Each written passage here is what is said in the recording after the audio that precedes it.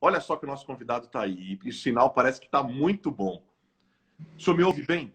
Estou ouvindo bem. Você está bom, cara? Excelente, excelente. Escuta, o senhor dispensa maiores apresentações, mas eu vou fazer uma apresentação diferente. Eu vou fazer uma apresentação em forma de história nessa noite. Tudo bem? Tá bom. Entre jogar bola de gude, rodar peão, empinar pipa e comer pipoca e algodão doce na Praça Pádua Dias, no meu queridíssimo Tatuapé, e descer as escadas descalço para não fazer barulho e assistir a missa das 6 da manhã, celebrada pelo Padre Antônio, um padre alemão do Educandário Espírito Santo, ele se empolga muito mais falando do segundo momento. O menino ficava na porta do colégio, esperando pelo barulho do caminhar lento da irmã Inesita, que ele já conhecia bem. Ele e outro coroinha cuidavam do Padre Antônio, que tinha, às vezes, crises pelo fato de ter participado de uma guerra, e o padre não era de se alimentar muito bem. O farto café da manhã, com manteiga, geleias, queijos, pães, café com leite, então era devorado pelos dois meninos. As irmãs achavam que o padre é que era bom de garfo. E ainda ganhavam, antes de ir embora, uma fatia de cuca, tradicional bolo alemão. Aliás, o meu avô amava cuca, e uma canequinha de café. Mas é para a irmã Inesita que o padre Júlio Lancelotti, nosso entrevistado dessa noite, guarda a imagem do afeto e da generosidade. Suas aulas significavam tamanha alegria que ele aprendeu em uma semana a responder a toda a missa em latim. Outro grande nome para quem sua memória afetiva não falha é Dom Luciano Mendes de Almeida. Essas e outras tantas histórias a gente vai ouvir dele mesmo. Padre Júlio Lancelotti, é uma alegria imensa poder compartilhar essa live com o senhor nessa noite de sexta, encerrando as nossas lives aqui. É uma alegria, de fato, muito grande poder contar contigo aqui. Eu que agradeço muito de estar com você e com tantos amigos para partilhar a vida. Bom demais. Bom, começar falando do seguinte. Antes da gente entrar, eu citei aqui algumas histórias da infância, da adolescência, mas antes da gente entrar nessas boas histórias, eu queria falar um pouquinho sobre o momento atual. A gente sabe que a gente vive uma situação que até muito pouco tempo atrás era inimaginável que a gente pudesse estar passando. O senhor que tem uma vida, que aliás eu acompanho de muito perto há alguns anos, dedicada a pessoas em situação de rua. Como é que tem sido esse momento para os irmãos e para as irmãs que vivem nas ruas? Quais as situações com as quais o senhor tem se defrontado? Olha, hoje nós tivemos, inclusive, pela manhã, a visita do nosso bispo, Dom Luiz Carlos Dias, bispo auxiliar de São Paulo, e aqui para a região Belém, e ele ficou uma parte da manhã conosco. Quando passam lá pela igreja, entre 400, 500 pessoas, a maioria moradores de rua, mas há também de algumas ocupações, mulheres, crianças. E eu disse a ele hoje de manhã, nós estamos aqui há 110 dias, sem parar, todos os dias, nessa convivência, porque nós já convivíamos antes, de uma outra forma, mais próxima, agora, claro que com mais cuidado de distanciamento social e de normas de higiene. Então, eles todos recebem máscaras, álcool em gel, tem um lavatório para que todos possam lavar as mãos, todos recebem um lanche, cobertores, agasalhos, material de higiene, mas sobretudo... Pode falar. Eu tenho visto muito as fotos que o senhor tem postado com os equipamentos de proteção, também ensinando a população, educando o tempo todo, falando sobre a importância dos cuidados pessoais, a higiene, o distanciamento, o álcool em gel, o uso da máscara. Agora, tudo isso tem sido um instrumento para quebrar a incomunicabilidade, para romper com a solidão dessas pessoas.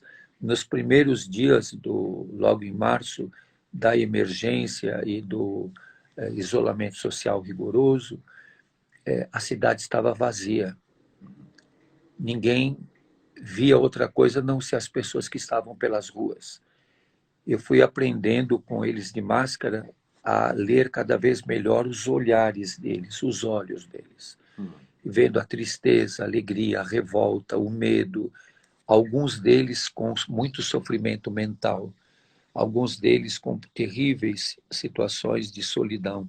Encontrei pessoas dormindo no cemitério, a luta para conseguir respostas emergenciais. A própria Assembleia Legislativa e a Câmara Municipal autorizaram o governo estadual e municipal a utilização da rede hoteleira, o que não aconteceu.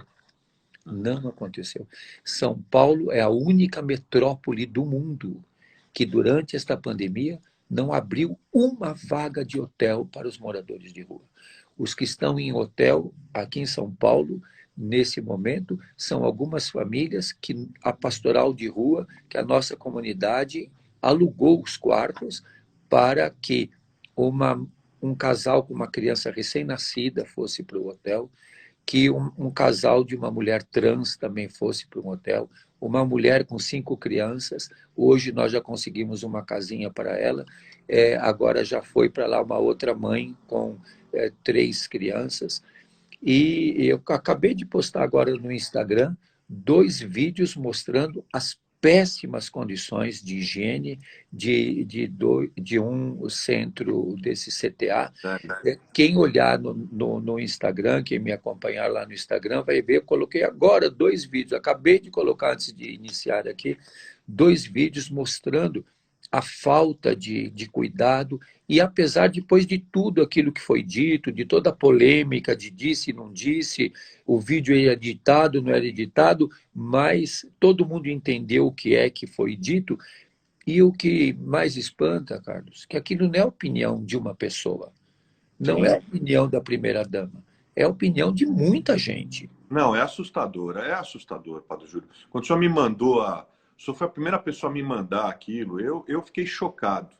E exatamente pelo mesmo motivo que o choca, né? Porque, na verdade, aquela é a expressão não apenas de uma pessoa, ela acaba vocalizando a opinião de milhares de pessoas, e, em especial, pessoas que têm pouco ou nenhum contato com gente que vive nas ruas.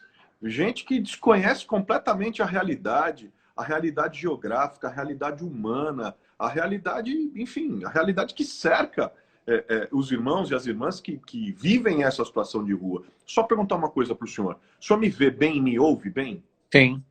Sim, porque no momento que o senhor estava falando, teve uma falhazinha, eu até dei uma interrompidinha nos comentários, porque às vezes a gente interrompe um pouco os comentários, melhora a conexão. E agora, para mim, melhorou.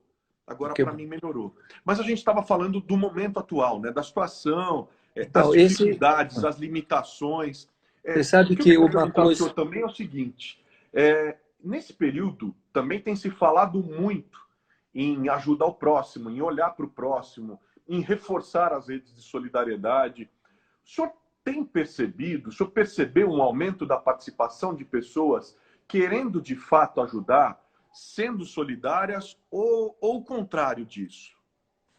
Olha, nós tivemos, eu disse isso outro dia, a solidariedade não pode ser pandêmica. A solidariedade tem que ser endêmica. Ela tem que permanecer. E ela tem que entrar nas estruturas políticas, sociais, econômicas. Porque a nossa economia não é solidária. A nossa forma de organização política, social, não é solidária. E uma coisa, Carlos, que me chama muita atenção é de que, com o fechamento, a solidariedade foi aumentando. Com a abertura, ela vai diminuindo. Quer dizer, nós voltamos ao esquema antigo. Então, já há uma diminuição, porque as pessoas... Padre Júlio. Já há uma diminuição. Isso já é perceptível? Já é perceptível. Não é possível. Quanto mais vai abrindo, que vai abrindo isso, vai abrindo aquilo, vai abrindo o shopping, vai abrindo o comércio, vai abrindo o salão de beleza, vai abrindo a academia, a solidariedade vai diminuindo.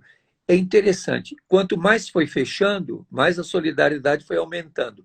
Quanto mais vai abrindo, mais vai diminuindo. É uma coisa que acho que os cientistas sociais, os psicólogos sociais vão estudar esse fenômeno, porque a solidariedade ela tem que ser um estilo de vida e não um episódio. Ela não é uma página do teu livro, ela tem que estar presente na tua história.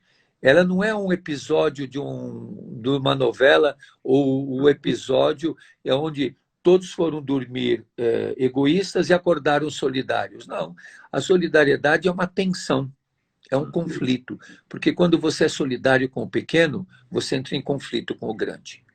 Quando você é solidário com o fraco, você entra em conflito com o forte. Então, a solidariedade não é só um dar coisas, é um dar-se a si mesmo. Uma coisa que eu tenho chamado a atenção, Carlos, e é importante o teu papel e a tua luta em tudo isso, a população de rua não está procurando vaga. Vaga é de estacionamento, vaga é para carro. O povo da rua está procurando um lugar, um espaço de vida, um espaço afetivo, um espaço de identidade. É muito duro ver as pessoas caídas, largadas, despossuídas de tudo, não tendo nada. Eu queria ver, eu quero ver e espero ver o que é que a prefeitura vai fazer. A cidade está pobre. A cidade, se você olha o centro da cidade, o pátio do colégio é um dormitório com lugares marcados, com vagas marcadas, como se fossem carros. O higienismo não acabou. Então, nós estamos vivendo um momento doloroso. Mas será que nós estamos aprendendo desse momento? Que não pode haver concentração de riqueza, que nós precisamos ter uma postura mais de partilha, de convivência, de despojamento, de buscar o essencial. Quanto mais o supérfluo volta, mais a solidariedade diminui, porque a solidariedade não convive com o supérfluo. O senhor acha que, eu estou te ouvindo aqui, enfim, estou me perguntando, aliás, é uma pergunta recorrente que eu tenho feito com todos aqueles e aquelas que têm passado por aqui, que a gente vem conversando. Qual que é o seu sentimento, ou talvez a sua intuição, ou diria até sua percepção, sobre como é que a gente sai desse período de pandemia? Como é que a gente sai como igreja e como é que a gente sai como sociedade? O que o senhor vislumbra como igreja e como sociedade para o pós-pandemia? A gente sai igual? A gente sai melhor? Ou a gente sai pior? Qual que é a sua sensação? Acho que o Frei Beto fez uma reflexão sobre isso, interessante. Ah, é? Eu acho que nós saímos potencializados da forma como nós entramos. Então, você vai sair mais potencializado. Se você entrou egoísta, você vai sair mais egoísta. Se você entrou solidário, você vai sair mais solidário.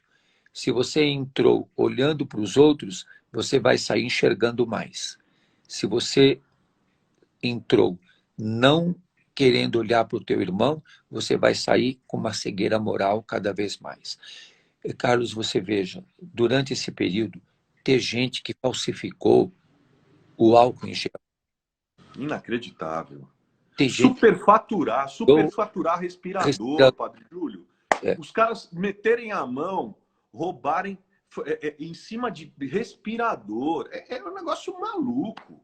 É um negócio maluco, é inacreditável. E isso tudo vem numa esteira de congelamento de teto de gastos, vem numa esteira de grande desemprego, de miséria. Essa pandemia, como disse o Papa Francisco, um mundo doente podia esperar o quê? Então, pôs a nu a desigualdade. Agora, nós estamos vivendo um momento em que a maior autoridade do executivo veta artigos que precisa o Supremo Tribunal Federal determinar que haja barreira sanitária para proteger os povos indígenas. E povos indígenas que não estão só na Amazônia, estão aqui no Pico do Jaraguá também. Sim. Não facilitar o acesso à ajuda emergencial. Ter tanta gente, Carlos, que sem necessidade conseguiu e recebeu.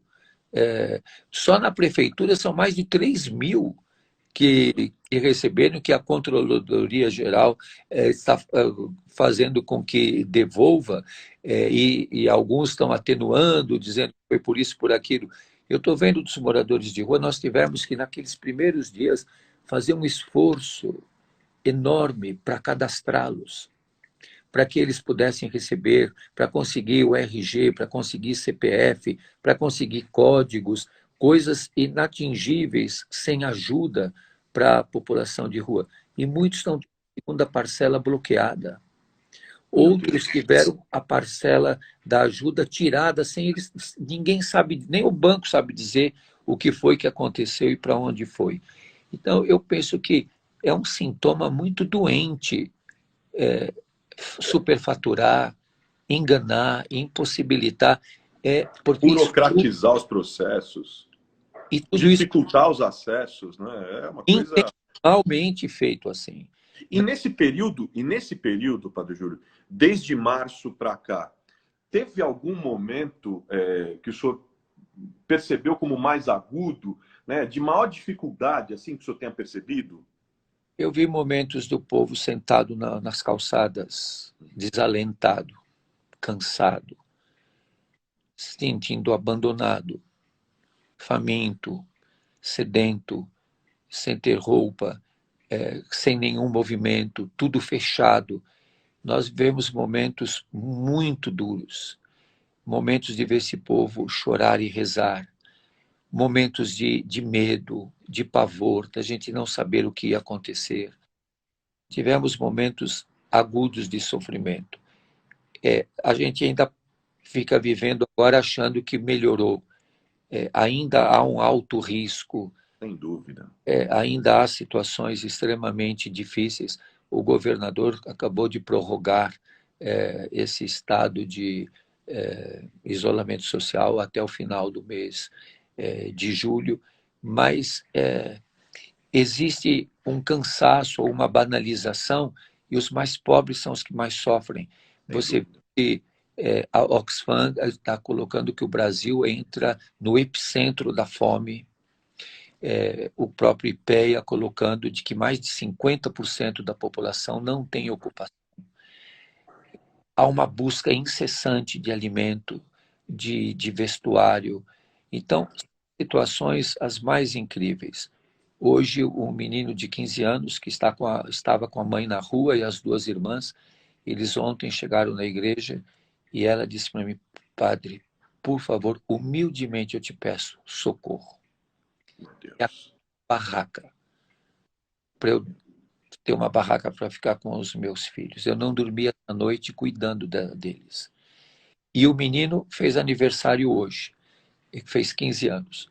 E eu falei para ela ontem: minha filha, eu não vou te dar uma barraca. Eu vou te pôr no quarto de um hotel. Coisa que o poder público devia estar fazendo. Sem dúvida. Onde é que está o entrave, Padre Júlio? Os hotéis não querem. A rede hoteleira não quer.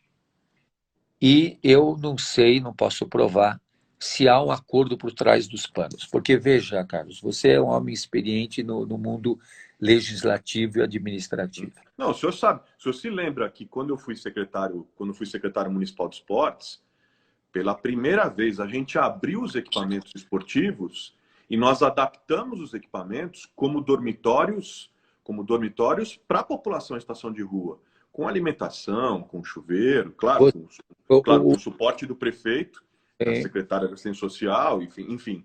Mas pela primeira vez nós fizemos isso. E eu fico pensando, por que está faltando para a gente avançar com relação à rede hoteleira?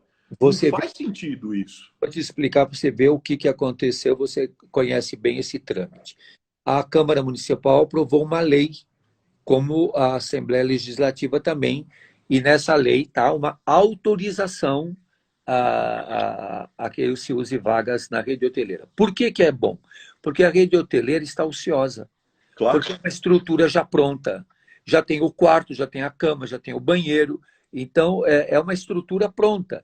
E Vários outros países, inclusive, estão indo nessa direção. E você faz o quê? Não quebra a rede hoteleira, principalmente a mais frágil, a mais popular, a mais simples, e, ao mesmo tempo, acolhe as pessoas. Aí a prefeitura fez um primeiro edital. Esse primeiro edital tinha alguns desacordos com a lei municipal que o prefeito tinha sancionado. Aí teve que anular esse primeiro edital e fez um outro. Desse outro, do que eles chamam de primeiro, eu digo que é o primeiro B, 7 pessoas, 7 redes concorreram. A prefeitura não habilitou nenhuma, não homologou nenhuma, porque, inclusive, pedia que tivesse o laudo da vigilância sanitária. Então, nenhum foi aprovado. Aí a prefeitura fez um segundo edital dizendo que tinha amenizado algumas coisas, mas não é verdade, não amenizou, não. No segundo edital, ninguém concorreu, o edital faliu, porque não houve nenhuma inscrição. E, uma semana antes, o presidente da Associação Brasileira de Indústria Hoteleira de São Paulo se manifestou contra. E eles, apostando na abertura, devem ter feito algum movimento de bastidores que ninguém concorreu. Eu consegui essas vagas no hotel por ser um hotel do bairro, por ser de uma rede grande, que é a Rede Oio, mas que é como é que se chama? É uma franquia. Entendi. E, conhecendo o pessoal dessa franquia, eu consegui colocar lá uma mulher com 5 crianças, um casal de rua com uma criança recém-nascida, que saiu da maternidade e ia dormir na rua, um casal com uma mulher trans, um rapaz israelense, que veio para a rua e estava assustadíssimo de estar na rua. E hoje a mulher com as crianças foi para uma casa que nós conseguimos, e ontem colocamos essa mulher com 3 crianças. Veja que interessante, nenhum desses que eu coloquei entrariam no edital da prefeitura. Não seriam critérios, porque nos critérios do edital da prefeitura seria corretamente pessoas a partir de 60 anos. Mas e as mulheres com crianças? Claro. E os casais? E as pessoas deficientes? E as pessoas com comorbidades? Então, no fim, agora a prefeitura diz que emergencialmente vai fazer um contrato direto. Olha, então por que não fez antes o contrato direto? Por que fez os 2 editais? E se fizer agora, vai fazer para 100 pessoas. Mas não fez e nem vai fazer, porque agora com essa abertura e com essa diminuição da sensibilidade para a solidariedade, vai ser difícil conseguir quem queira. E os abrigos, esses 2 eu postei agora há pouco, como te falei, um do CTA, que o governador, quando era prefeito, inaugurou aqui na Água Rasa, mostrando as péssimas condições de distanciamento, de higiene, de salubridade. O que é o mais barato fazer? Locação social. Perfeito. Acho que isso é uma coisa que você conhece bem, sabe que a locação social... Eu quero que você saiba que o senhor me tem como aliado nisso, viu? Conte comigo, inclusive na interlocução, no apoio, no suporte, porque enfim, estou absolutamente convencido que esse é um caminho bastante razoável. A locação social, ela dá o direito de morar sem ter o direito de propriedade. Claro. Lisboa, que tem uma população de rua bem menor do que a de São Paulo, mas diminuiu em Lisboa, proporcionalmente, era um número considerável, em 50% a população de rua de Lisboa. Agora, São Paulo vai passar para a história como a única metrópole do mundo que não cedeu uma vaga. Se a gente dissesse, cedeu uma, puxa, uma, salvou, redimiu. Não cedeu nem uma. Quer dizer, isso mostra uma cidade empedernida, uma cidade egoísta, egocêntrica, uma cidade elitista, racista, que não conseguiu, nem no momento tão duro que, Carlos, olha, nem você, nem eu que sou bem mais velho, tivemos a experiência de viver o que nós estamos vivendo. Não, eu diria, é um momento mais do que complicado, é um momento dramático. E, claro, como o senhor bem ressaltou, os maiores impactos são na população mais empobrecida, são na população mais excluída e são na população invisibilizada, que precisa, de fato, de um olhar distinto. Mas eu queria mudar um pouquinho de assunto, mudar um pouquinho o foco. O senhor sabe que aqui sempre a gente fala também do lado B do convidado, para aproximá-lo das pessoas, contando histórias, o aproximando. Muita gente, aliás, pouca gente consegue enxergar o menino Júlio por trás do Padre Júlio, né? As histórias, as travessuras, enfim. E como o menino Júlio virou o Padre Júlio Lancelotti, né? E aí eu queria voltar um pouquinho às histórias que a gente começou no início da live. Sua infância foi num lar cristão, né? Teve alguma influência da sua família na sua opção de fé? Ou tudo começou no colégio onde você estudou? Pois é, o meu pai tinha uma vida religiosa muito discreta. Eu descobri algumas coisas da vida religiosa dele depois que ele morreu, olhando a carteira dele, os documentos. Então, era uma vida religiosa muito discreta, mas uma fé muito simples e muito firme. Minha mãe teve uma vida religiosa bastante intensa, mas não de uma frequência a determinadas igrejas. Tal. Era uma fé muito pessoal, convicções muito pessoais dela. E nenhum deles teve uma influência. Tanto que quando eu fui para o seminário a primeira vez, foi contra gosto do meu pai, a vizinhança só que ficou muito feliz porque eu ia sumir da rua, então deram todo o enxoval o senhor já causava naquela época, né? Me deram tudo de presente. Mas eu fiquei pouco lá, eu sofri muito, tive muitas saudades de casa, era uma disciplina muito rígida, e eu fiquei só 6 meses, era muito longe. Naquele tempo, Araraquara era muito longe, só ia de trem, levava 6 horas para chegar de trem. E muita severidade, aí eu voltei. E depois de ter feito o ginásio, eu fui para o seminário outra vez, aí de um outro grupo religioso, e fiquei 4 anos. Aí foram eles que não me aguentaram, disseram que eu era muito questionador e tudo, e me mandaram embora. Duvido. Imagina, eu jamais falaria isso do senhor, imagina. Aí me mandaram embora. Aí meu pai falou, olha, eles não te quiseram, você já foi 2 vezes, agora você vai trabalhar. Se você quiser fazer faculdade, quiser estudar, você vai trabalhar. E eu fui trabalhar, fiz faculdade de pedagogia e depois fui trabalhar na área de educação. Gostei muito de dar aula e sempre acho que por causa do jeito que o estilo de vida que eu fui assumindo, me davam os alunos mais difíceis, aqueles que não aprendiam, os mais indisciplinados. E todo mundo queria saber por que eles gostavam de ir na minha aula, na minha classe. Porque eu tinha muitos brinquedos, a gente tinha uma coisa muito lúdica. Eu estudei muito a questão da alfabetização. E eu lembro que um dia uma pessoa foi lá me fiscalizar na sala e eu estava com um grupo enorme e nós estávamos cantando e dançando os saltimbancos do Chico Buarque, né? Sua cara!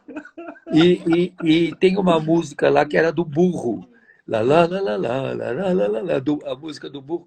E as meninas tinham me vestido de burro, posto orelha, rabo, e eu ia na frente dançando, e todas dançando atrás. E eles aprendiam pelo jogo, aprendiam pela alegria de conviver, pelo brinquedo, pelo brincar. Nós fazíamos, eu estudei na pedagogia algumas coisas que me marcaram muito, como, por exemplo, a pedagogia do Freinet. Então, eu ia com eles passear no lixão para a gente buscar coisas para construir. Então, nós construíamos, inventávamos coisas. Na minha sala de aula tinha até um aquário, que nós tínhamos os peixinhos. Então, era um lugar, as carteiras ficavam em círculo, tinha uma mesa no centro onde eu punha todo o material. Então, todo mundo podia sair do lugar e pegar o material que queria usar. Pincéis, tintas, lápis de cor. Então, era uma coisa... Ninguém tinha que ficar sentado, todo mundo andava e construía e mexia em coisas. E era isso para fazer mesmo, era todo de atividades. Então, eles gostavam muito porque, para mim, a faculdade de pedagogia foi uma coisa muito... Eu gostei demais de estudar a pedagogia do Frenet, Paulo Freire, do Carl Rogers, gostei muito E ali, na pedagogia estabilizou, porque eu fiquei com uma curiosidade. Porque o senhor teve duas experiências no seminário, né? Uma mais curta, acabou indo embora, uma mais longa, também não deu certo. Me mandaram embora. O seminário não funcionou? Eu acho que era uma disciplina muito, muito rígida. Na primeira vez eu apanhei de vara de bambu, porque fui acusado de uma coisa que eu não tinha feito, eu levei um castigo, ainda fiquei de joelho, e aí o padre que brigou comigo falou, e vai chorar lá no ombro do padre Martinho. E eu não tive dúvida, o padre Martinho era tão paterno, tão materno, eu fui lá, bati na porta, falei, eu vim chorar. E aí fiquei chorando lá com ele. E no outro, a gente tinha feito um caminho muito bom, mas aí veio um da Espanha para ser nosso orientador e ele proibiu tudo. Eu tinha feito naquela época o curso de atendente de enfermagem na Santa Casa de Bragança Paulista, lá onde viveu Santa Paulina. Sim. E eu aprendi lá com uma irmã, eu trabalhava no que chamava naquela época pavilhão dos indigentes. Eu fazia curativo, dava injeção e tudo isso. E aí esse padre, quando chegou, falou para mim, você que fez a enfermaria aqui do seminário? Eu falei, foi. Ah, sim. E você gosta da enfermaria? Eu falei, gosto. Ele falou, o que você faz lá? Eu falei, eu faço curativo, aplico injeções, dou os remédios prescritos. Quem está doente, eu marco consulta. Quem precisa ir no dentista, eu marco consulta. Vejo as receitas, vejo os remédios, vejo os horários, faço tudo que... Ah, tá bom. A partir de hoje você está proibido de entrar lá. Putz, não acredito. Falei, oh, meu Deus. Porque era aquela pedagogia, você tem que renunciar a tudo que você gosta. Então, você tem que se desprender, renunciar e não pode entrar mais lá. Eu achei aqui... O senhor falou em renunciar. Você tinha uma namorada quando decidiu seguir sua vocação. Decidiu seguir outro caminho. Como é que foi esse momento? E como é que foi a reação dela nesse momento, naquela ocasião lá, naquele tempo? Ela ficou com muita raiva de mim, me xingou bastante, brigou comigo, porque quando o Papa João Paulo II veio ao Brasil, em 1980, Dom Luciano Mendes de Almeida, que marca muito a minha vida, eu já trabalhava com ele na Pastoral do Menor, ele disse, o Papa me fez uma pergunta. Eu falei, Dom Luciano, o que ele perguntou? Ele falou assim, quando é que você vai ordenar o Júlio, o padre? Eu falei, imagine, Dom Luciano, o Papa nem sabe que eu existo, por que ele ia perguntar isso? Aí Dom Luciano falou, não foi ele, foi eu que estou perguntando. E em 81 eu comecei a estudar teologia. E aí ela ficou muito brava comigo. E quando eu fui ordenado diácono, ela foi na cerimônia e disse que ficou com vontade de vomitar quando eu tive que fazer o voto de obediência lá diante do bispo, né? Mas o que é curioso é que, passado o tempo, nós ficamos amigos e tudo, e eu fiz o casamento dela. E eu disse para ela até no dia do casamento, metade da igreja veio para te ver, metade veio para me ver, para ver com que cara que eu vou ficar fazendo o teu casamento. E foi uma cerimônia bonita, e depois eu batizei a filha deles, e acompanhei bastante, os pais dela sempre foram muito amigos, eu acompanhei os dois até a morte. Então, mas é uma coisa característica nisso, né, que foi interessante, eu ter feito o casamento Único, singular. E então, a população de rua? Como é que a população de rua chega até sua vida? Assim também como adolescentes em conflito com a lei. Então, é concomitante. Todas essas questões da educação, eu dava aula, os adolescentes em conflito com a lei e a população de rua. Dom Paulo Evaristo Cardeal Arnes, ele pediu às oblatas de São Bento, em São Paulo, que elas levassem Puebla, que é aquela conferência episcopal latino-americana de Puebla, desde Medellín, a opção pelos pobres, para a rua. O que ele propôs? Formem comunidade com o povo da rua, uma igreja do povo da rua, uma igreja a partir do povo da rua, na cultura do povo da rua. Por isso que nós temos hoje a Casa de Oração do Povo da Rua, que foi construída por Dom Paulo a partir, não sei se vocês sabem disso, mas é uma coisa muito interessante, ele conseguiu recurso para construir a Casa de Oração do Povo da Rua do prêmio que ele recebeu dos budistas. Não sabia dessa. Esse detalhe eu não sabia. Aliás, é o segundo convidado que traz lembranças carinhosas de Dom Paulo. O Oscar Vilhena esteve aqui na terça-feira. E o Oscar falou com um carinho imenso. Aliás, o Oscar, membro da Comissão Arnes, né? Sim. E Dom Paulo marcou. Dom Paulo falou para mim, olha, eu estou indo para Tóquio e vou receber esse prêmio Niuano da Paz. Ele fez uma conferência em Tóquio para os budistas do mundo inteiro. Os budistas que deram o prêmio. E ele falou para mim, olha, e esse prêmio que eu vou receber, que é o Niuano da Paz, tem um valor em dinheiro. Eu quero que isso vá para o povo da rua. Naquela ocasião tinham 7 mil pessoas nas ruas de São Paulo, hoje tem 30 mil. E ele disse, o que vocês querem? E eu fui falar com o povo da rua. O que nós vamos pedir para Dom Paulo? Eles falaram, nós queremos ter uma igreja nossa, que é a experiência da casa de oração, que já existia atrás do Mosteiro de São Bento, naquela rua, como é que chama? Florencio de Abreu. Depois ela foi ali para Riachuelo, onde é o Chá do Padre. Também foi expulsa lá de trás do Mosteiro de São Bento, foi expulsa de trás dos franciscanos. Nós ficamos um tempo na rua, e depois construímos essa que Dom Paulo inaugurou, que hoje, durante toda essa pandemia, tem atendido 600 mil pessoas por dia, com alimentação, com cuidados de saúde e tudo mais. E Dom Paulo pediu isso. E foi aí que foi uma coisa interessante, uma coisa que pouca gente sabe dessa história. Quando eu estava na Pastoral do Menor, houve muito conflito. Eu fui processado pelo Pedro Franco de Campos, que na questão do massacre do Carandiru, depois no incêndio da FEBEM. Eu entrei em muito conflito e o governo do estado, na ocasião, avisou para os bispos de São Paulo que eu ia ser processado. E até alguns bispos, não daqui da cidade, mas do estado, deram sinal verde, porque o governador disse, existem alguns padres que me atrapalham. O padre Ticão, o padre e o padre Júlio também. E o padre Júlio vai ser processado.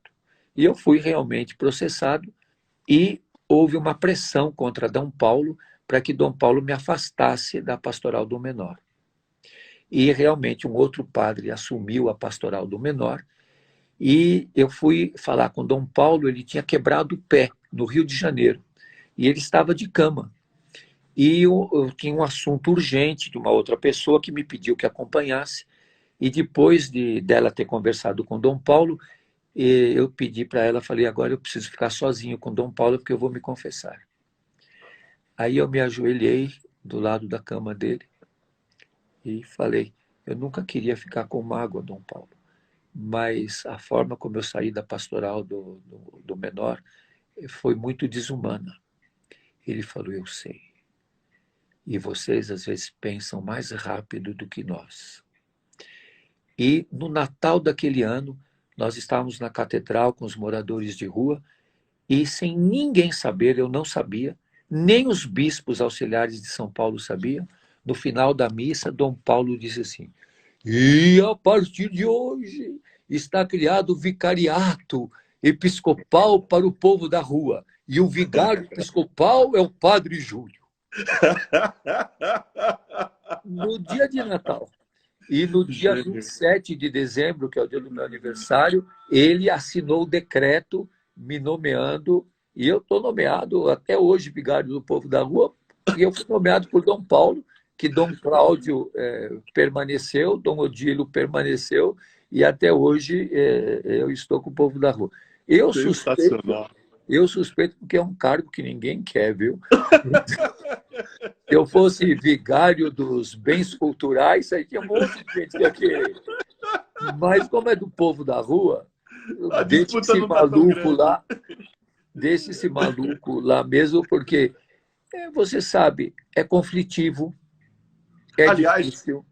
inclusive, o senhor está falando uma coisa importante. É, a característica conflitiva da sua atuação. Você sabe que eu também atuei durante muitos anos no campo dos direitos humanos. Né? E o Brasil é o quarto país onde há mais assassinatos contra militantes de direitos humanos no mundo. Foram 23 mortes em 2019. O senhor já foi ameaçado de morte várias vezes, né? E eu já ouvi, sendo indagado algumas vezes, as pessoas perguntando se tem medo, o senhor sempre responde da violência. Do que o senhor tem medo? Da violência. Né? Mas, ao mesmo tempo, eu percebo claramente que o medo não é suficiente para te paralisar. Tu segue em frente. Como é que é viver e aprender a viver sob o risco de ser alvo de algum tipo de violência o tempo todo? Eu já fui alvo de muitas violências, já fui Eu sei. agredido, já fui bastante atingido. É, você sabe, não sei se você tem essa informação, mas a Comissão Interamericana de Direitos Humanos emitiu uma cautelar ao governo brasileiro, obrigando o governo brasileiro a me proteger. A Não não, sabia. é. Então, eu tenho a cautelar da Comissão Interamericana de Direitos Humanos, da OEA, porque o nível de ameaças chegou a tal ponto, a tal nível, porque não é fácil você ter uma cautelar dessa. Você tem que Eu passar sei. por, por É um processo extremamente rigoroso.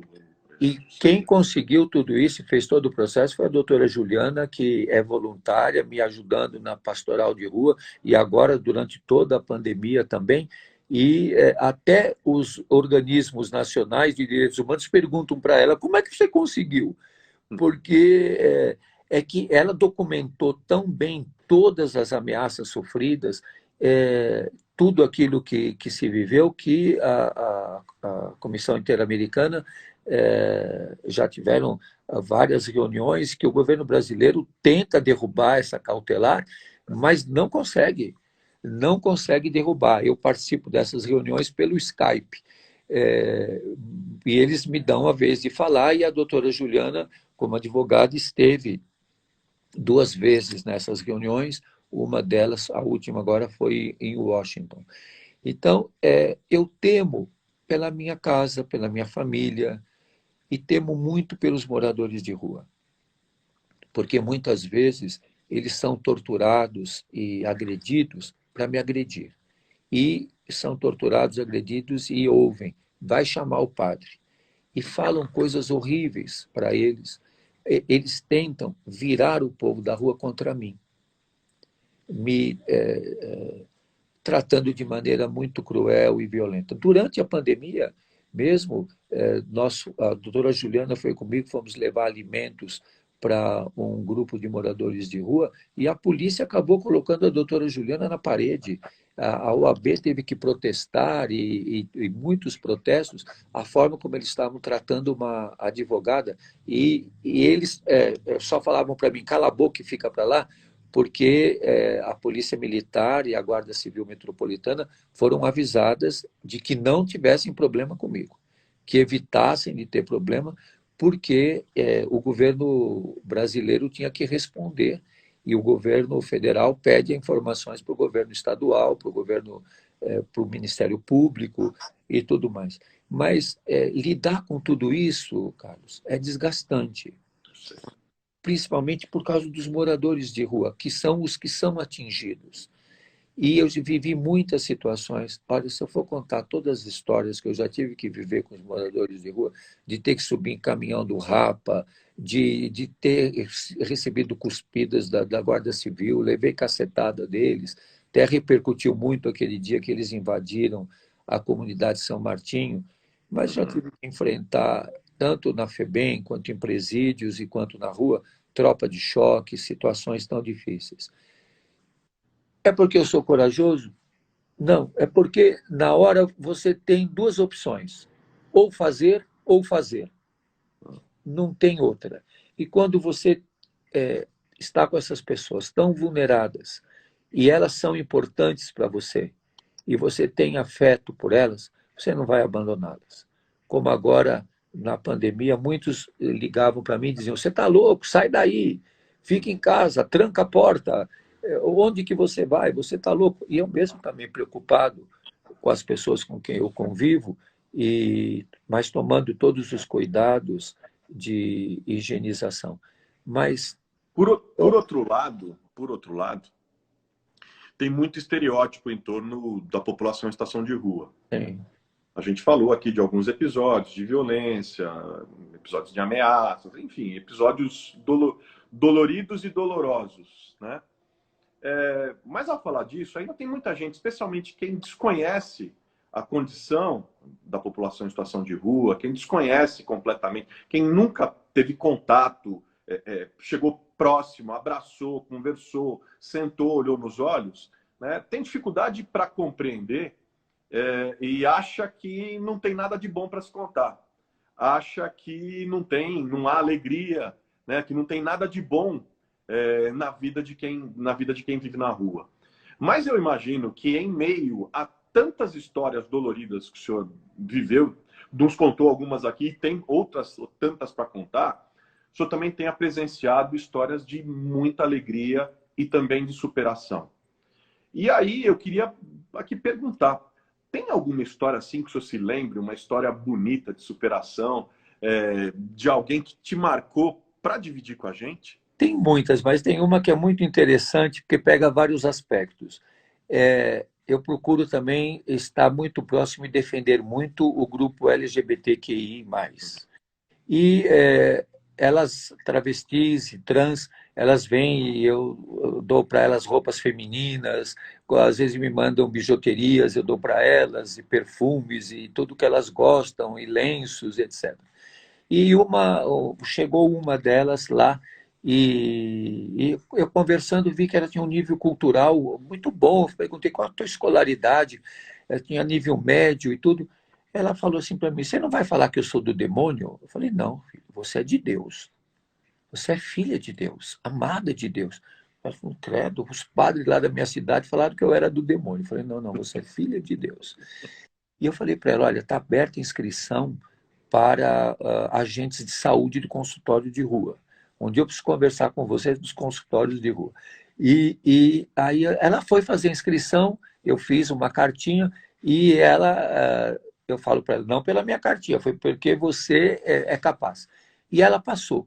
E essa advogada, a doutora Juliana, fez todo o processo com ela de transição e conseguiu a certidão de nascimento dela com o nome feminino, sexo feminino, tudo como a lei prevê. E o dia que a certidão de nascimento dela chegou, tanto a doutora quanto ela, a doutora Juliana, disse, você tem que estar na hora que a certidão de nascimento chegar. Eu falei, tá bom. Aí eu estava lá. E ela adotou o nome de Alessandra. E quando eu abri a certidão de nascimento, ela está registrada como Alessandra Lancelotti. Ah, não creio! Olha isso! E aí todo mundo diz, é a filha do padre. E ela vai terminar o ano que vem o curso de enfermagem na universidade e está fazendo especialização para ser intensivista. Então, eu tenho visto muitas pessoas que eu conheci na rua, terminando o curso nas universidades. Tem o Marivaldo, que é assistente social, que eu conheci dormindo num papelão no Anhangabaú. Hoje ele é um assistente social e interlocutor dentro do projeto dos consultórios de rua. Então, existem superações, como existem dificuldades. Existem os que morreram no caminho, os que não mudaram, os que enlouqueceram. Então, a população de rua a gente não pode nem idealizar, nem demonizar. Eles são pessoas reais como todos nós somos. Inclusive, o senhor está tocando num aspecto importante, porque a gente estava falando de estereótipos, né? Tem muitos estereótipos sobre quem, a respeito de quem vive na rua, né? E o senhor tem no seu cotidiano, eu conheço bastante dessa realidade, não de livro, de caminhada, de acompanhamento, de diálogo. Aliás, aprendi muito com o senhor. Quero aqui, inclusive, dizer isso. Né? Uma das melhores visitas que fiz na vida, não sei se o senhor vai se lembrar, mas quando a gente esteve junto numa ocupação ali na Radial, conversando com a população. Aliás, inclusive me lembro de um termo que o senhor usou que eu nunca mais me esqueci. Nunca mais me esqueci. Naquele momento, eu trabalhava muito com as comunidades de imigrantes e de refugiados, que eu presidia a Comissão de Direitos Humanos da Assembleia. O senhor usou um termo comigo: refugiados urbanos. Eu nunca mais me esqueci. E eu passei a ter um olhar completamente diferente, uma compreensão completamente diferente da que eu tinha com aquela população a partir desse insight. Eu diria que é um insight espiritual. Mas quem cunhou esse termo foi o psiquiatra do projeto Quixote. Do Quixote, que eu estou querendo lembrar o nome dele, que tem um nome brilhante, ele tem um nome difícil, e ele tem teses incríveis. Bom, enfim, a gente já lembra. Conversando com ele, a gente trabalhou muito esse conceito de refugiados urbanos. E a população de rua, e acho uma coisa interessante, uma coisa que eu tentei muito, até pensando juridicamente, de conseguir o status de refugiados para a população de rua. Eu me lembro do senhor falando isso comigo. Sim, que é interessantíssimo, inclusive. Mas, para a gente romper tantos estigmas, tantos estereótipos, né, daquilo que a gente está falando da população em situação de rua, eu queria ouvir do senhor, aqui nesse finalzinho, antes da nossa virada para o Pinga Fogo. Quem são, em geral, as pessoas que vivem nas ruas? Por que vivem nas ruas?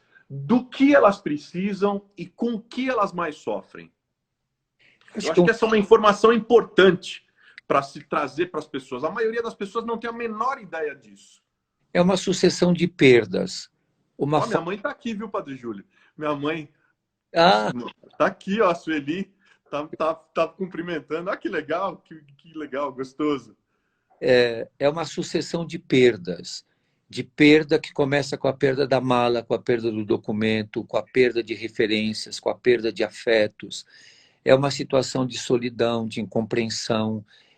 Isso está ligado também à própria estrutura pessoal, como cada pessoa responde a momentos dolorosos, difíceis, a perdas. Porque o desemprego não explica tudo, porque nós temos milhões de desempregados e não estão todos na rua. Claro. Na rua, até às vezes pessoas que trabalham. Eu encontrei agora, semana passada, um enfermeiro formado em enfermagem. Ele vai começar a trabalhar em agosto. Já estamos com tudo engatilhado para ele começar a trabalhar. Então, são muitas situações que a gente chama de sucessão de perdas e falta de uma estrutura afetiva de sustentação. E também como cada um responde a essas situações difíceis na sua vida. Então, a gente tem que olhar para a pessoa em situação de rua. Eu tenho um princípio, eu não fico fazendo muita pergunta. Eu vivo para que eles vão me contando as coisas. Aí a pessoa, não, mas tem que preencher uma ficha. Eu falei, não adianta preencher ficha. Ele dá até outro nome e conta outra história. Um parênteses, a Priscila lembrou a gente aqui, o Auro Lescher. Excelente, Priscila.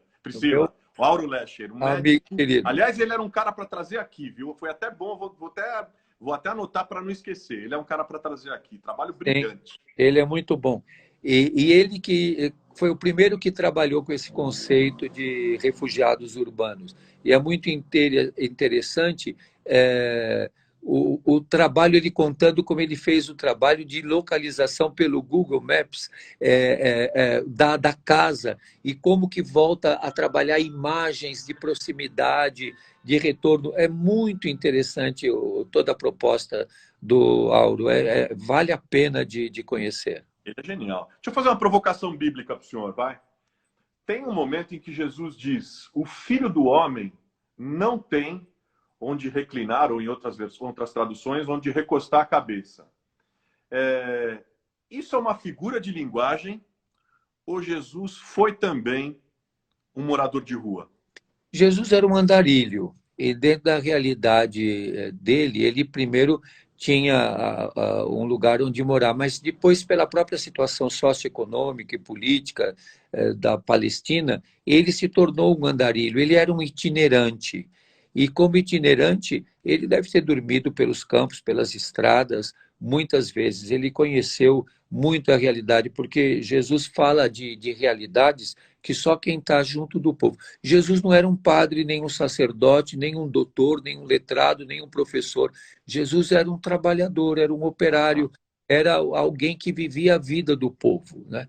Então, ele conhecia bem de perto. Por isso ele fala da violência do samaritano, ele fala da mulher prostituída. Jesus conheceu os leprosos e tocou neles. Nas fotos que eu coloco no Instagram, que é uma forma de documentar a presença e a vida dessas pessoas, muitas vezes eu coloco isso, Carlos. Eu vi Jesus. Eu, Com certeza. então, é aquilo que está no Evangelho de Mateus. Toda vez que você fizer isso a um desses pequeninos, é a mim mesmo que você fez. Então, eu vejo Jesus todo dia.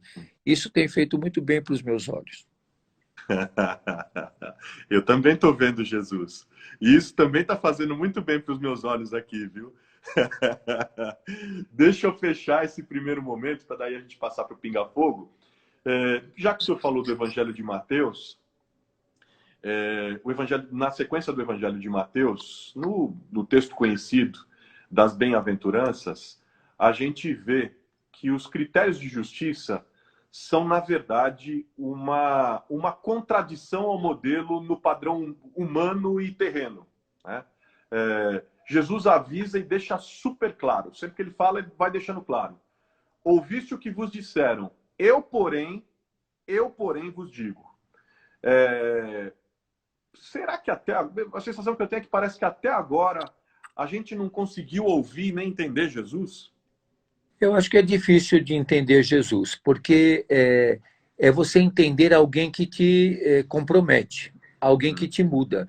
Por isso é que o Evangelho de Lucas também é um evangelho do caminho e da decisão. Você tem que tomar uma decisão no caminho. A Então, gente tem 1 minuto, tá? tá. Porque Então, vai fechar e a gente retoma. sim, o caminho não é um caminho fácil, é um caminho conflitivo. Então, é um caminho duro, um caminho de luta, e conhecer significa mudar. Mas agora, Padre Júlio, é hora do pinga-fogo. E eu estava falando que eu brinco, que é o paredão do bem. Então, eu falo, sou completa. Eu dou 2 ou 3 opções, que são sempre boas opções. Entre 3 ótimas, o senhor tem que escolher uma. E aí a gente vai desenrolando. O segredo do bom pinga-fogo é agilidade, velocidade, enfim, espontaneidade. Coisa que não lhe falta, tá? Então, bora. Teólogo é? Leonardo Boff. Padre é? Dom Luciano Mendes de Almeida. Justiça social é? Partilha e equidade. Andar com quem ninguém enxerga é papel de um?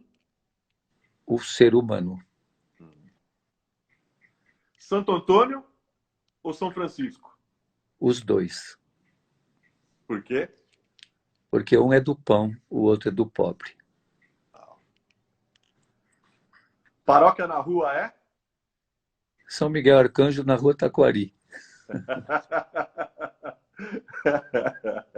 Olá, se o Vaticano te chamasse para um cargo burocrático, mas um cargo burocrático com muito poder. E, enfim, poder suficiente para poder influenciar o mundo, não só uma cidade. O senhor diria sim ou não? Não. Por quê? Porque o poder sempre entorpece. E não é do poder que você vai influenciar ninguém, não. É no testemunho. Dicastério ou pastoral? Pastoral. Por quê? Porque a pastoral é a ação do pastor, é a ação de Jesus, o bom pastor. O dicastério é a ação da autoridade, da instituição. Sim ou não, tá? Temos uma igreja institucionalmente rica, lotada de gente estruturalmente pobre? Sim. Missionária Dorothy Stang, olha lá, olha a saia justa. Missionária Dorothy Stang ou Zilda Arnes? As duas. Por quê? Porque as duas são do cuidado, as duas tiveram um martírio, as duas morreram porque deram a vida. Uma assassinada, a outra num terremoto. As duas estavam a serviço da vida, a serviço do amor, a serviço dos pobres. Madre Teresa de Calcutá ou Irmã Dulce? As duas também. As duas são a face do amor. A Irmã Dulce dos Pobres é um grande amor da minha vida. Ela é a padroeira das ocupações. E cada uma do seu jeito provocaram o mundo. As duas são duas mulheres, uma baiana, a outra da Bulgária. As duas periféricas no mundo e as duas centrais na doação da vida, cada uma na sua cultura, cada uma na sua maneira de ser, mas as duas santas. O maior responsável pela população em situação de rua é? O capitalismo. Por quê? Porque produz o descarte. Esse sistema neoliberal é o produtor do descarte. A população de rua faz parte da lógica desse sistema. Esse sistema não existe sem descartar. E o povo da rua é o povo descartado. Mais do que nunca, o que o mundo precisa, na verdade, o que o mundo mais precisa é de solidariedade ou de sororidade? As duas coisas também. As duas coisas têm que estar presentes na entrega, na solidariedade que faz você assumir o lugar do outro, viver a partir do lugar do outro. Aquilo que o Leonardo Boff nos diz, todo ponto de vista é a vista a partir de um ponto. Então, nós precisamos mudar o nosso ponto de vista e ver sempre a partir de baixo, nunca a partir de cima. O pessoal está perguntando se a live vai ficar salva. Vai ficar salva, sim. Vai para o canal do YouTube amanhã, tá? É youtube.com/Carlos Bezerra JR oficial. Tem no meu perfil, no link da bio ali, é só você clicar, vai direto lá na página. Vai ficar salvo. E nos próximos dias, vai também em formato de podcast. No Deezer e no Spotify. Mesma coisa, só procurar lá, Carlos Bezerra JR. Padres operários ou padres cantores? Os operários. Por quê? Porque eles estão junto do povo. Eles não buscam sucesso, buscam construir a justiça. A maior vítima de preconceito no Brasil é? A mulher negra, a mulher indígena. Acho que aí a mulher nas suas várias condições. As mulheres trans também. Olá, hein? Da nossa ZL. Belém ou Tatuapé? Eu morei nos dois, então, e hoje a paróquia fica na Moca. Não tenho bairrismos.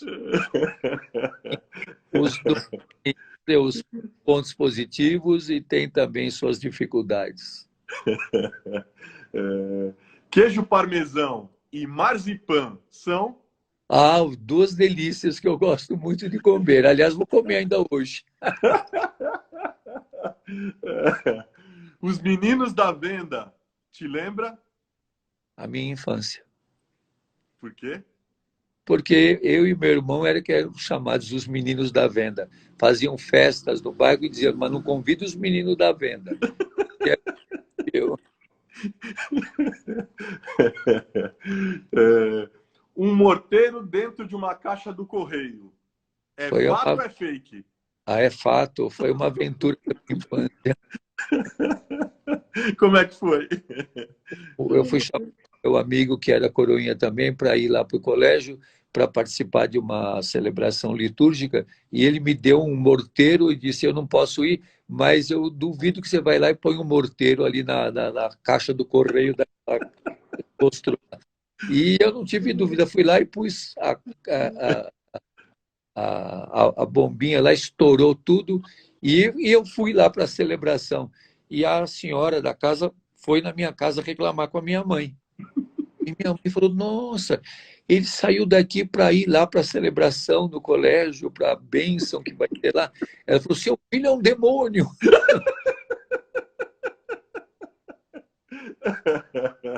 É, caneta tinteiro, Parker 51, era? O Parque 51 era o sonho das crianças, mas o que eu tinha mesmo era a caneta de pena, com tinteiro. Fundação Casa, ou Febem, ou nenhum desses modelos? Nenhum desses modelos. São duas porcarias. Seu irmão Milton representa para você? Um grande exemplo, uma grande saudades, um grande amigo, um grande companheiro, um grande amor. Meu irmão que me ensinou a andar de bicicleta. Hum, coisa boa. Frei Gilberto Gorgulho e Meu prof... Ana Flora Anderson meus grandes... significam para você? A Bíblia, os meus grandes professores de Bíblia. A fronteira. O senhor deu uma passadinha numa das perguntas que eu fiz na primeira parte, mas a fronteira entre obediência e pensamento próprio está em. Em ser rebelde. Fala um pouco mais disso.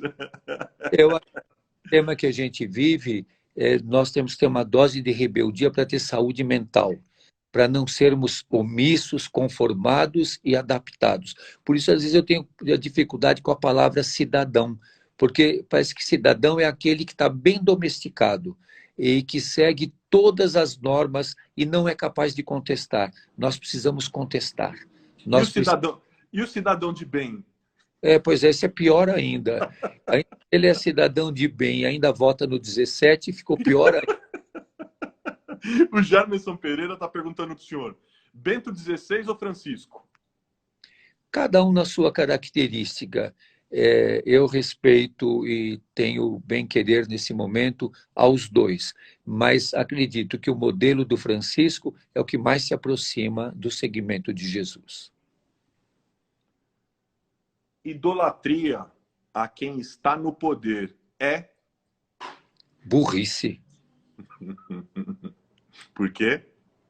Porque toda idolatria é inadequada e não se justifica. E ainda idolatrar o poder é uma burrice muito grande que mostra uma alienação que precisa de remédio urgente. O remédio urgente é um banho de realidade. Leonardo Boff ou Alberto Maggi? Os dois são encantadores, dois mestres para mim. O Alberto Maggi precisa ser mais conhecido. Aqui no Brasil tem muito estereótipo do Leonardo Boff. O Sim, Leonardo Boff é uma das pessoas de maior ternura, de sim. rigor intelectual, de capacidade imbatível. O Leonardo Boff é o meu grande professor. Eu li desde os seus primeiros livros, quero muito bem a ele e acho que ele precisa ser tratado com justiça e não... Quanta gente a gente fala, o Leonardo Boff foi excomungado. Ele nunca foi excomungado. O Leonardo Boff é um dos maiores pensadores do nosso tempo e é um grande amigo do Papa Francisco, um orgulho para todos nós termos uma pessoa da envergadura de Leonardo Boff. E o Alberto Maggi, eu até sugiro que todos procurem conhecer e leiam um livrinho dele, talvez ele esteja até aqui para eu te mostrar, Ah, que legal. esse livrinho aqui, ó, A Loucura de Deus. Deixa eu até tirar aqui, peraí. Deixa eu tirar o. Tá. Esse livro está em português, que eu conheço os livros do Alberto Maggi mais em espanhol e italiano.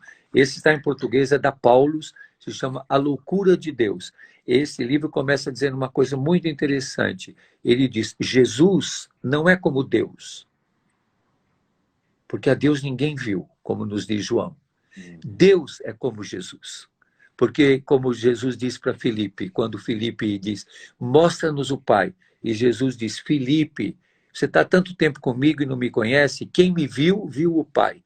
Então, Deus é como Jesus. Uau, uau. O senhor acha que o momento pede mais persuasão ou dissuasão? Eu acho que persuasão da verdade, do bem, do amor, e a dissuasão da idolatria do poder, das armas, do fascismo, de todo o autoritarismo, da ditadura, da violência da polícia. Disso nós temos que estar dissuadidos, não aceitarmos modelos impostos e verdades absolutas. E o momento pede mais resistência ou resiliência? Os dois. Acho que nós temos que resistir a todo tipo de imposição e temos que ser resilientes com a nossa própria condição de estarmos comprometidos e buscarmos novas formas. A resiliência é uma palavra que vem da física e que mostra uma nova forma. Até interessante que às vezes a gente diz a pessoa não se conformou. Conformar significa não aceitar. Conformar é tomar uma nova forma. A nossa forma agora é a forma de quem está sofrendo uma pandemia, de quem precisa ser solidário. Eu estar conformado com essa situação não significa eu estar passivo diante dela ou simplesmente ferido, mas eu tomei essa forma, e nessa forma eu tenho que viver o amor. O professor Silvio M. Santos está perguntando para o senhor, esquadra palmeirense ou democracia corintiana? Olha, eu sou mais pela democracia corintiana. Esquadra me lembra um pouco armada de guerra. E os palmeirenses também têm a sua dose de democracia. Mais que democracia, os palmeirenses devem vir do tempo do anarquismo italiano.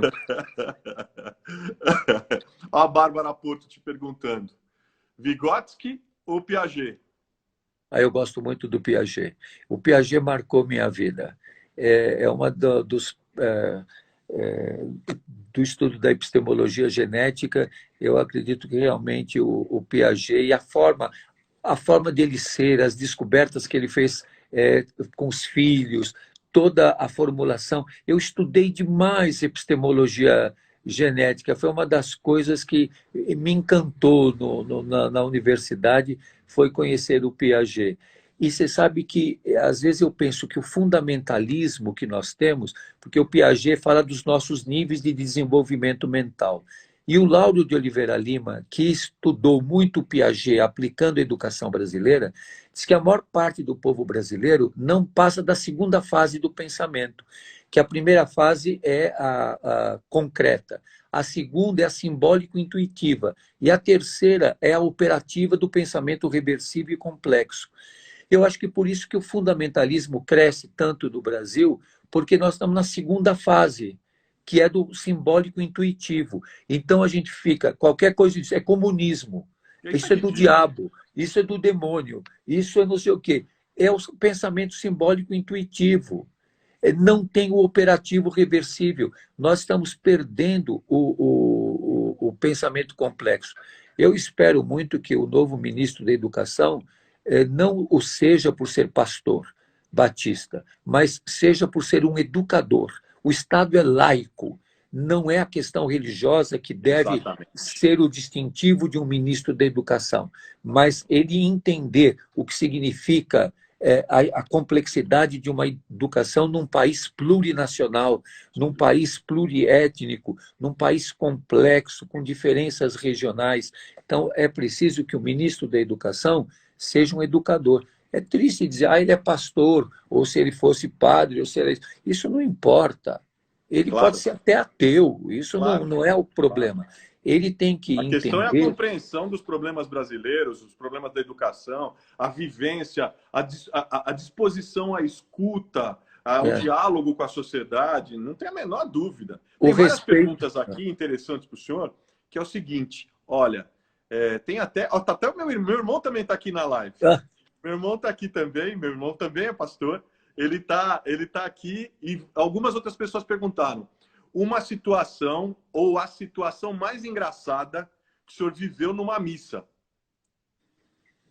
mais engraçada foi o Celebrando com o Povo da Rua. Um deles dormiu e só acordou depois da comunhão. E eu já estava, então, fazendo a purificação, guardando tudo. Ele olhou para mim e falou assim: já acabou? Já comeram tudo? E eu? A pergunta dele foi muito teológica. Vocês já comeram tudo? E eu? A Heloísa de Paula está perguntando: São Francisco de Assis ou Santo Agostinho?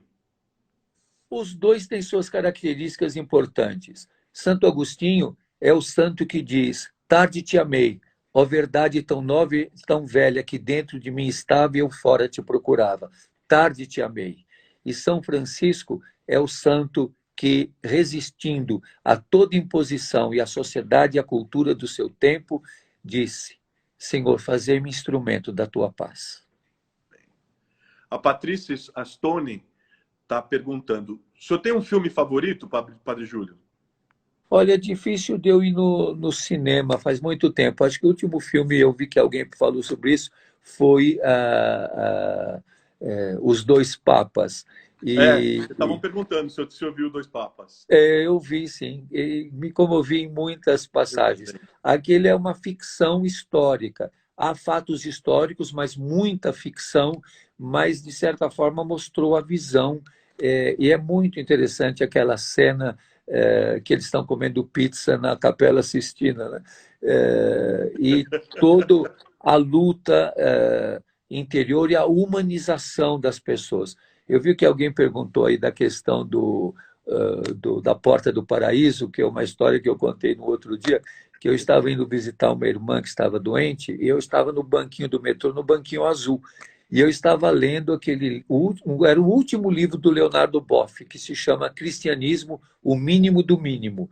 E eu estava todo interessado lendo o livro do Boff, e uma senhora que estava no metrô, eu estava na linha azul, ela me perguntou: de que lado abre a porta do paraíso? Aí eu olhei para ela espantado, lendo o livro do Boff, de que lado abre a porta do paraíso? Aí eu ri e falei para ela: a porta do paraíso abre do lado dos pobres. Ela queria saber, porque na Estação Paraíso, a porta, ela queria saber de que lado que abria, né? Mas eu achei tão inusitada a pergunta dela. E ainda lendo o livro do Leonardo Boff, eu achei. E aí ela percebeu a situação e ela riu também. O que o Padre Júlio hoje diria para o menino Júlio que gostava de tomar leite com groselha depois de limpar o chão da mercearia do pai dele? Limpa direitinho e toma 2 copos.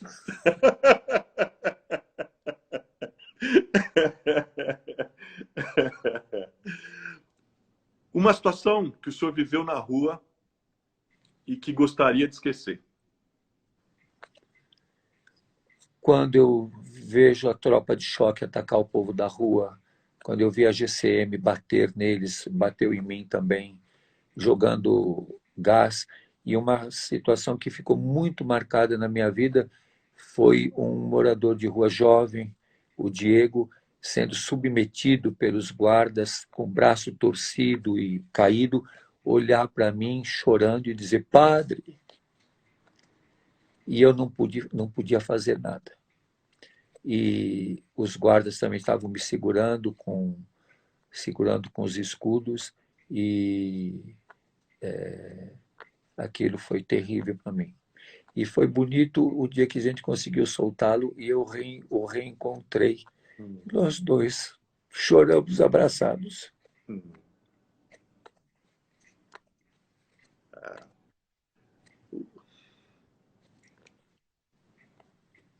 E aí eu lembro uma coisa, Carlos, que eu queria te contar que marcou muito a minha vida. Foi um adolescente que foi preso, que nós acompanhávamos na pastoral do menor, e eu fui na delegacia visitá-lo. E ele veio algemado com as mãos para trás. E eu conversei com ele e ele chorou muito. E eu fui ouvindo, porque ele estava muito envergonhado de ter sido preso, e eu fui lá vê-lo, eles o trouxeram. E aí ele tinha que voltar lá para a cela junto com os outros presos, e ele me falou: Padre, enxuga as minhas lágrimas, porque ele não podia voltar chorando lá para a cela. Aí eu tirei o lenço, enxuguei o rosto dele para ele voltar. Mas isso ficou marcado na minha vida. Enxuga as minhas lágrimas. E isso eu assumi como uma missão, enxugar as lágrimas das pessoas que estão sofrendo.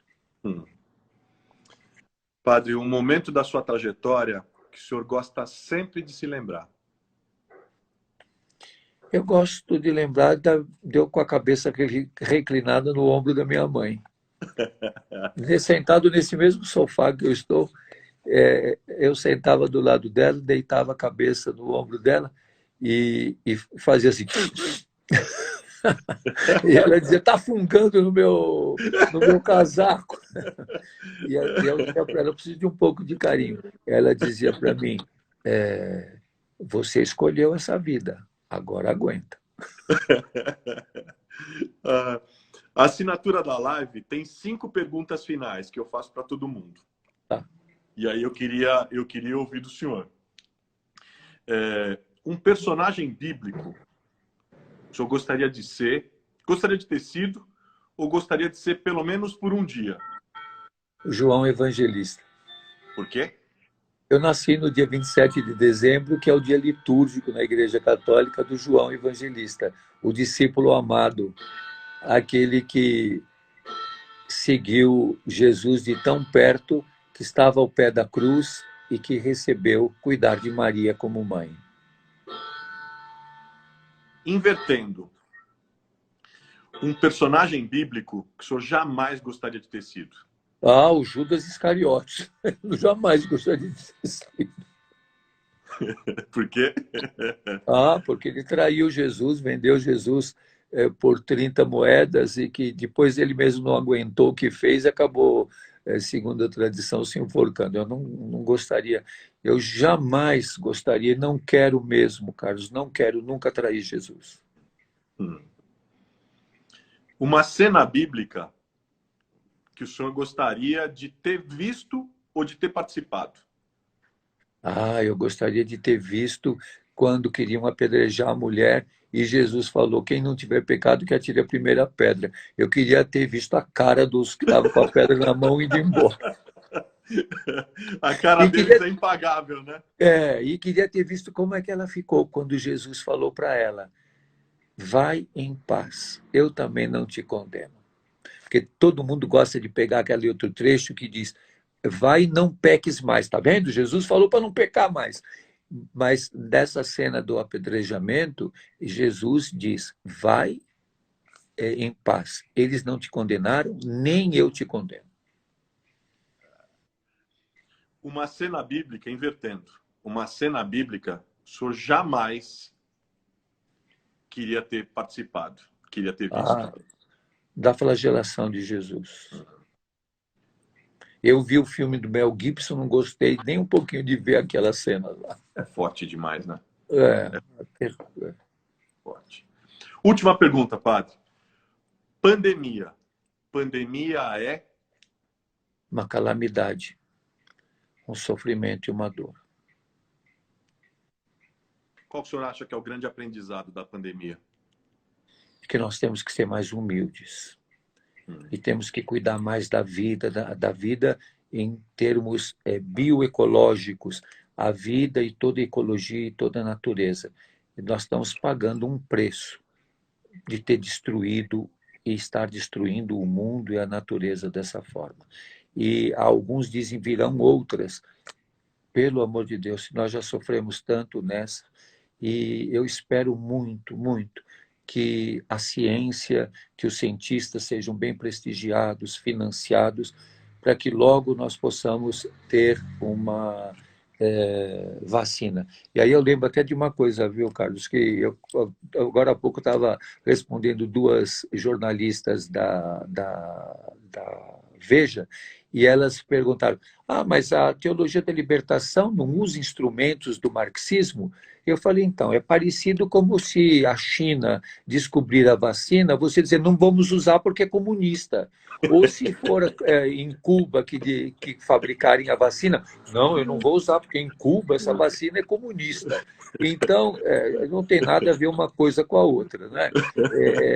Então, a gente tem que saber que a vacina, seja na China ou seja em Cuba, se ela for importante, ou aqui do Brasil, que a pesquisa está bastante adiantada, que seja usada para todos e que não seja comercializada e que a patente seja quebrada imediatamente para que ela seja utilizada de maneira democrática e seja socializada imediatamente e não que seja privilégio de ricos e poderosos e de algumas classes, mas que todos, a partir dos mais pobres, tenham acesso a essa possibilidade, que os cientistas, os pesquisadores encontrem logo uma resposta, porque o nosso povo e todos nós precisamos.